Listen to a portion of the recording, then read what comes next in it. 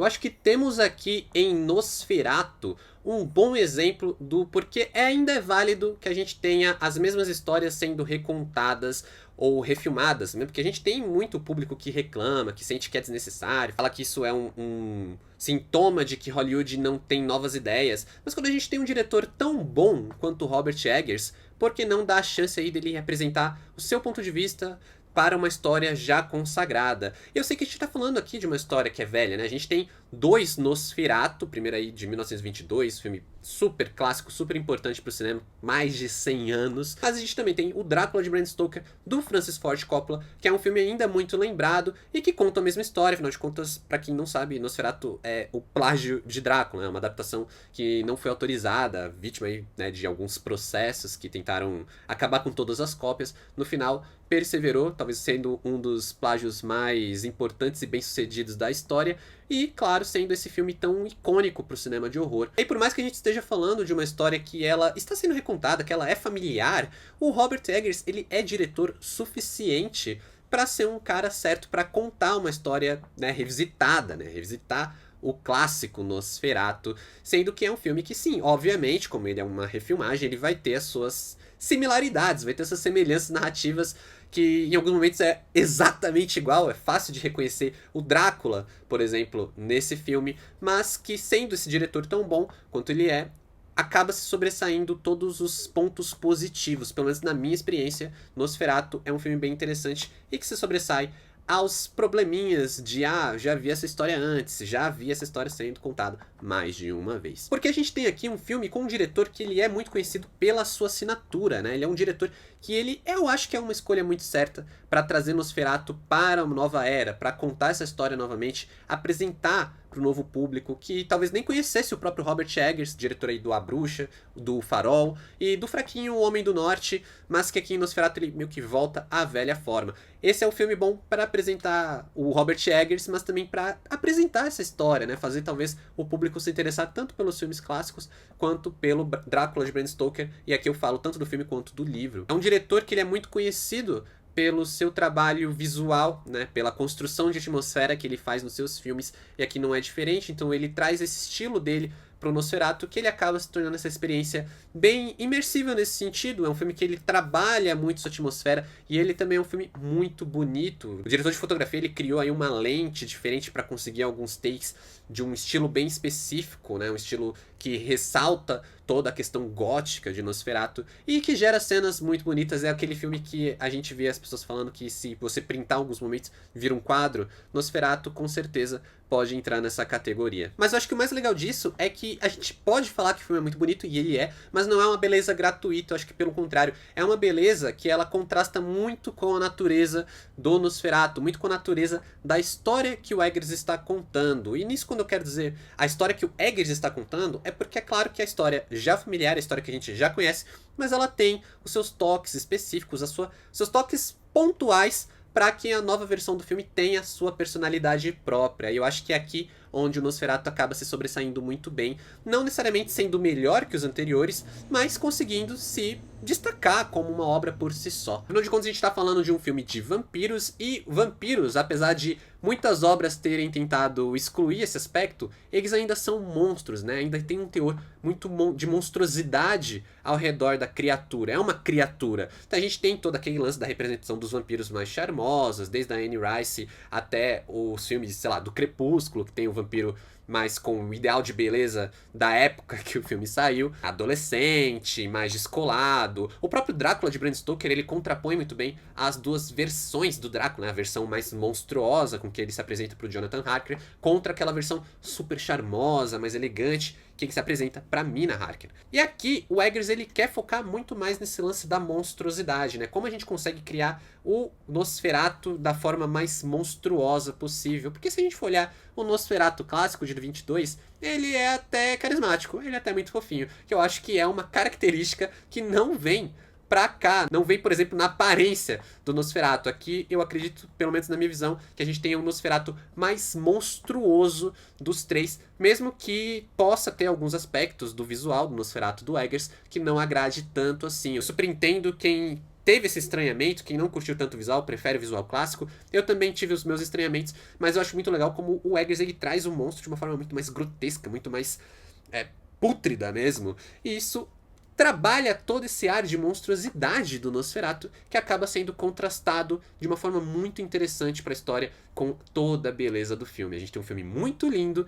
que vai cada vez mais realçar quando a gente tem a face monstruosa dessa história, que é justamente nos momentos que o Nosferatu se faz presente, principalmente no momento que é em diante que ele aparece, né? Que parece que o filme vai ficando cada vez mais denso, mais monstruoso, justamente por causa dessa figura. Então, pra quem não conhece essa história, que como eu falei, ela é o plágio de Drácula, é basicamente a mesma sinopse com nomes de personagens trocados. Aqui a gente tem o Thomas Hutter, interpretado pelo Nicholas Hoult, que ele é um agente imobiliário.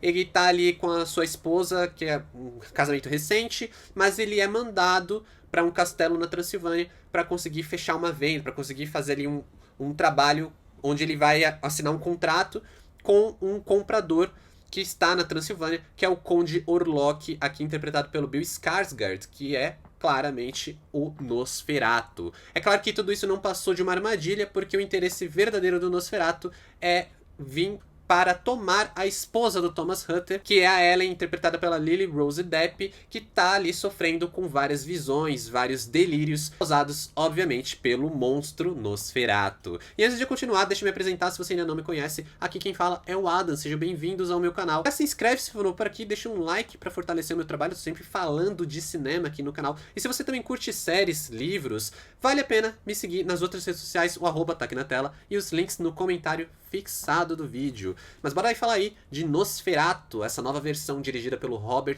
Eggers, que me agradou bastante, me deixou bastante surpreso, porque eu me vi fascinado e super envolvido por essa história, mesmo já sendo um fã do Nosferatu original, mesmo vendo as similaridades, eu consegui olhar pra esse filme e falar, pô, que versão legal, que filme bom.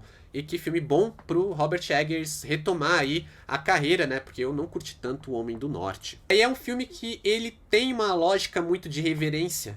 Eu acho isso muito interessante, porque o Robert Eggers ele tá sempre reverenciando o que veio antes. Tanto o Murnau, né, o diretor ali do Nosferatu clássico, quanto o Herzog, que fez uma versão nos anos 70. E até o próprio Bram Stoker, que também é creditado aqui. E aí o Eggers ele acaba reverenciando tudo, tentando trazer um pouquinho de cada um desses autores, né, dessas pessoas que se envolveram com a história do Nosferatu e que claramente o influenciaram. Ele já tinha comentado que o Nosferatu era um dos filmes da vida dele, que ele queria fazer esse projeto, mas ele não tinha conseguido e chegou agora finalmente a hora dele conseguir tirar do papel.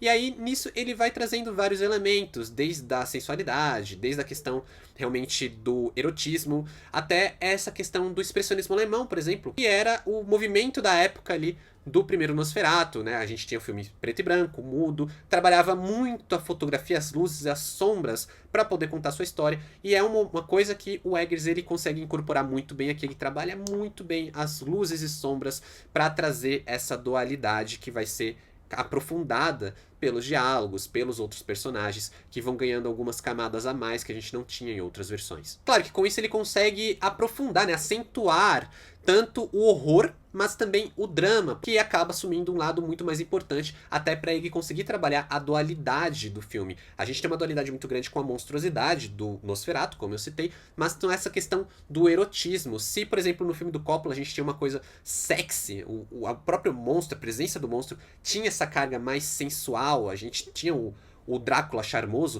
o Nosferatu não tem nada disso. Pelo contrário, ele acaba sendo a personificação de um abuso. Ele tá ali invadindo a mente da Ellen, ele tá ali trazendo essa questão, que é uma questão importante a ser citada, né? A questão toda, por exemplo, do prazer feminino, que acaba ganhando mais nuances, mais aprofundamento aqui do que nas outras versões. Mas ao passo que, como eu tinha dito, sempre funciona para acentuar todo o aspecto monstruoso da criatura. Nunca é para deixar tudo mais charmoso, é sempre para deixar o que a gente está assistindo mais grotesco, mais incômodo. E aí, é claro, a gente vai ter atores excelentes, como o Bill Skarsgård e a Lily Rose Depp, ela trazendo a Ellen como uma mulher incrivelmente perturbada, justamente pela forma como ela tá sendo literalmente perturbada pelo monstro, mas porque ela tá ali demonstrando desejos, demonstrando coisas que não seriam tão bem aceitas para a época e sendo tratada como louca quando o filme ele vai tocando nesse assunto do prazer, né, do prazer feminino, na questão dela se sentir saciada